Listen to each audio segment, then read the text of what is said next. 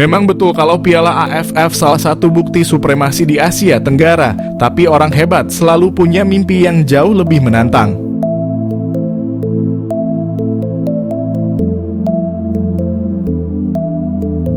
Siapa yang mengenal Shin Tae-yong, sang juru taktik timnas Indonesia? Jika kita mengikuti kabar Shin Tae-yong di berbagai kanal pemberitaan, ia tidak pernah sekalipun membicarakan trofi, termasuk Piala AFF. Memang betul kalau Piala AFF salah satu bukti supremasi di Asia Tenggara, tapi orang hebat selalu punya mimpi yang jauh lebih menantang. Shin Tae-yong ingin membawa Indonesia ke level Asia bahkan dunia. Sebuah mimpi yang awalnya membuat semua orang gelisah dan tidak percaya, memangnya bisa, tapi justru mimpi yang bikin gelisah itulah mimpi yang kini sedang dijalani. Demi mewujudkan misi itu, salah satu jalan yang bisa ditempuh adalah memperbaiki ranking. Di level Asia dan dunia, ranking FIFA menjadi patokan dari mana sebuah tim akan memulai babak kualifikasi. Shin Tae-yong pelan-pelan mewujudkan visinya itu. Akhirnya Indonesia bisa tampil di level Asia dan lolos ke putaran kualifikasi Piala Dunia 2026. Namun tidak terlupakan keberhasilan Shin Tae-yong tak luput dari dukungan dan kepercayaan federasi. Coba bayangkan bagaimana andai visi Shin Tae-yong yang mengejar ranking FIFA, alih-alih trofi tidak didukung oleh federasi. Mungkin nasibnya akan seperti negara-negara Asia Tenggara lain. Bisa dikatakan Shin Tae-yong beruntung karena selalu mendapat kepercayaan dari PSSI, tidak seperti para pelatih sebelumnya yang gagal dikit dipecat. Tae-yong datang di era ketum PSSI Mo Camat Iriawan, dan sejak saat itu kepercayaan Iwan Bule merasuk dalam diri Shin Tae-yong. Di Piala AFF 2022 lalu misalnya, timnas Indonesia asuhan Tae-yong gagal meraih gelar, namun Shin Tae-yong masih dipercaya untuk menunggangi timnas Indonesia. Alih-alih memecat, Shin Tae-yong justru mendapatkan pujian di Piala AFF 2022. Hal itu pun membuat Shin Tae-yong turut memberi kepercayaannya pada PSSI. Bahkan, salah satu bukti bahwa federasi percaya pada STY adalah dengan memperpanjang kontraknya hingga 2027. Tidak hanya kepercayaan, STY juga diberikan fasilitas oleh PSSI. Hal itu makin yakin Shin Tae-yong nyaman melatih timnas Indonesia dan membuat visinya membawa Indonesia ke 100 besar FIFA makin terbuka untuk digapai. Bukti keseriusan Shin Tae-yong untuk mewujudkan visinya. Demi mencapai target 100 besar ranking FIFA, langkah yang dilakukan adalah menggelar partai uji coba. Salah satu yang menarik adalah beberapa kali Indonesia menjajal tim yang rankingnya berada di atas. Selain uji coba, ranking Indonesia bisa naik terus karena STY memanfaatkan kompetisi-kompetisi, sekalipun hanya Piala AFF dan babak kualifikasi di Piala Dunia maupun Piala Asia. Buat yang belum tahu, pertandingan Piala AFF tetap masuk hitungan FIFA. Tapi derajat Piala AFF tetaplah laga persahabatan. Maka dari itu memaksimalkan laga tanpa meraih trofi cukup untuk memperbaiki ranking FIFA. Meski ranking FIFA bukan tolak ukur kekuatan sebuah tim nasional, namun setidaknya kenaikan ranking memperlihatkan bahwa timnas Indonesia sedang berprogres. Ranking naik terus, di balik melonjaknya ranking timnas Indonesia.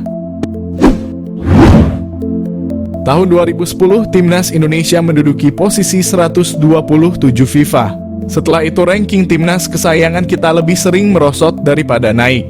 Namun 4 tahun terakhir ini, timnas Indonesia mulai konsisten memperbaiki ranking FIFA. Harus diakui, naiknya ranking timnas Indonesia bahkan lebih cepat dari tim Asia Tenggara lain. Sementara Indonesia bisa naik hingga 10 tingkat langsung, negara-negara ASEAN lainnya kembang kempis naik sedikit demi sedikit. Hal itu juga menimbulkan pertanyaan terutama bagi fans negara lain. Sejak kapan ranking selalu naik? Kalau ditelusuri kembali, ranking Indonesia mulai sering naik sejak tahun 2021. Meskipun bukan berarti Indonesia tidak pernah turun. Setidaknya kalaupun rankingnya merosot, tidak terlalu banyak jika dibandingkan dengan tahun-tahun sebelumnya. Pada tahun 2010 Indonesia pernah menduduki peringkat 127. Namun merosot jauh hingga 15 peringkat setahun berikutnya menjadi 142.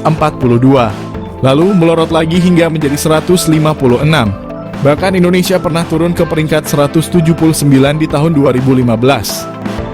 Barulah pada tahun 2021 penurunan ranking Indonesia tak sampai 3 peringkat.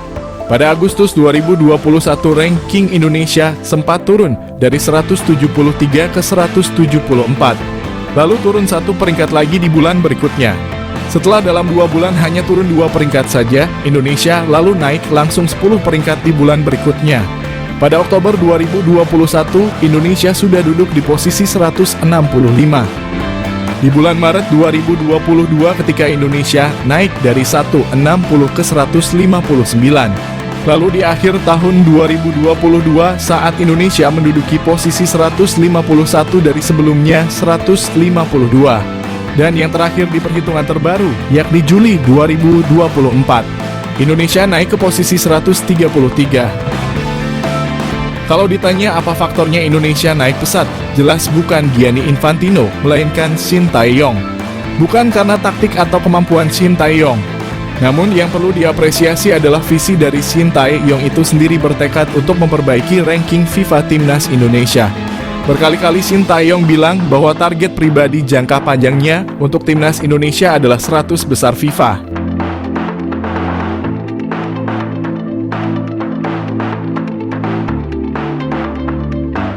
Selain Lionel Messi, Indonesia juga sering dijuluki anak emas FIFA. Bukan hanya para netizen dalam negeri yang mengatakan itu, media Vietnam juga pernah nyinyirin Indonesia sebagai anak emas FIFA. Mengapa istilah itu kemudian muncul dan menjadi bahan pembicaraan? Terlepas dari apakah Indonesia anak emas FIFA atau bukan, Presiden FIFA sekarang, Gianni Infantino, memang dekat dengan Ketua Umum PSSI. Entah itu di era Mocamat Iriawan maupun kala PSSI dipimpin Erick Thohir. Memang hubungan Erick Thohir dan Gianni bahkan sudah terjalin sejak keduanya belum menduduki jabatan yang sekarang. Tepatnya saat Bung Erick jadi bos Inter dan Bang Gianni jadi sekjen FIFA. Jokowi beri penghargaan pada Gianni Infantino. Tadi soal hubungan ketum PSSI dengan Gianni. Lalu entah apa yang membuat Infantino lebih layak dianugerahi tanda kehormatan bintang jasa pratama oleh Presiden Jokowi. Namun dilansir dari berbagai sumber, Gianni dianggap telah berkontribusi besar dalam sepak bola Indonesia. Penganugerahan tersebut sebagai tanda kehormatan yang akan mempererat hubungan antara FIFA dan Indonesia. Indonesia sendiri merupakan negara yang cukup unik yang paling sering dikunjungi Gianni dalam waktu singkat. Mendirikan markas di Jakarta. Indikatornya lumayan banyak mengapa Gianni Infantino dianggap berkontribusi pada sepak bola Indonesia. Salah satunya menurut laporan Detik Sport adalah FIFA turut membantu sepak bola Indonesia dengan mendirikan kantor perwakilan di Indonesia. Ini kebijakan yang belum pernah dilakukan sebelumnya. Hanya di era Gianni Infantino FIFA membuka markas di negara lain dan itu di Indonesia. Negara yang bahkan masih bermimpi lolos ke Piala Dunia. Mengutip Bola Sport, alasan mengapa FIFA berkantor di Indonesia adalah demi membantu transformasi sepak bola Indonesia pasca tragedi Kanjuruhan. Infantino juga mengatakan bahwa Indonesia adalah negara penting di Asia Tenggara yang mana penggemar sepak bolanya nomor 1. Hukuman FIFA yang tidak berat. Semenjak FIFA menjadi mainan Gianni Infantino dan ia sering terlihat bersama Ketua Umum PSSI, baik era Iwan Bule maupun Erick Thohir, Indonesia beberapa kali terhindar dari sanksi berat. Misalnya saja dari tragedi Kanjuruhan. Indonesia dalam hal ini PSSI tidak mendapat hukuman yang berat dari FIFA. Padahal tragedi Kanjuruhan meregang tak kurang dari 135 nyawa. Besar kemungkinan FIFA tak menghukum berat Indonesia akibat tragedi Kanjuruhan setelah ada lobi-lobi antara pihak Indonesia dan Gianni Infantino. Bahkan komunikasi itu melibatkan Presiden Jokowi dan Menteri BUMN, Erick Thohir, yang waktu itu belum rangkap jabatan menjadi ketum PSSI. Kemudian ketika Piala Dunia U20 batal di Indonesia, FIFA juga tidak memberikan hukuman berat. FIFA hanya menjatuhkan sanksi administrasi berupa pembekuan dana FIFA Forward untuk keperluan operasional PSSI. Ajaibnya, meski diberi sanksi administrasi oleh FIFA akibat batal menggelar Piala Dunia U20, tak berapa lama, sekitar 3 bulan kemudian, Indonesia malah ditunjuk menjadi tuan rumah Piala Dunia U17. Memenangkan sengketa Maarten Paes. Hubungan PSSI dan FIFA boleh jadi memang sangat rekat. Lihat saja kemarin dalam kasus Maarten Paes, FIFA sejatinya menolak banding Indonesia untuk memindahkan PAES dari KNVB ke PSSI. Oleh karena itu pihak Erick Thohir mengajukan banding ke Pengadilan Arbitrase atau CAS. Lama sekali sidang Maarten PAES. Bahkan jadwal sidang tak kunjung keluar. Di tengah proses PAES yang tak kunjung menemui hilalnya, Erick bertemu Presiden FIFA. Setelah pertemuan itu belum genap sebulan, PAES sudah bisa membela timnas Indonesia. Jadi, apakah Indonesia memang anak emas FIFA? Kita tidak akan tahu sampai FIFA sendiri memberi pernyataan bahwa Indonesia memang anak emas mereka. Presiden FIFA Gianni Infantino puji Indonesia, Erick Thohir hebat. Tangan dinding Ketua PSSI Erick Thohir berhasil membawa prestasi timnas Indonesia menjadi berkembang maju. Presiden FIFA Gianni Infantino mengakui perkembangan sepak bola Indonesia saat ini. Gianni Infantino mengatakan sepak bola Indonesia sudah berada pada jalur yang benar. Erick Thohir berhasil membuat pecinta sepak bola di dunia melirik Indonesia. Salah satunya dunia mengetahui bahwa Indonesia memiliki darah keturunan di Eropa. Darah keturunan Indonesia tersebar di negara Belanda, Belgia, Italia, bahkan Brazil. Banyak pemain sepak bola level dunia ternyata memiliki darah keturunan Indonesia. Potensi ini Erick Thohir berhasil meyakinkan pemain keturunan membela sepak bola Indonesia. Erick Thohir hebat. Indonesia akhirnya lolos ronde 3 kualifikasi Piala Dunia Zona Asia.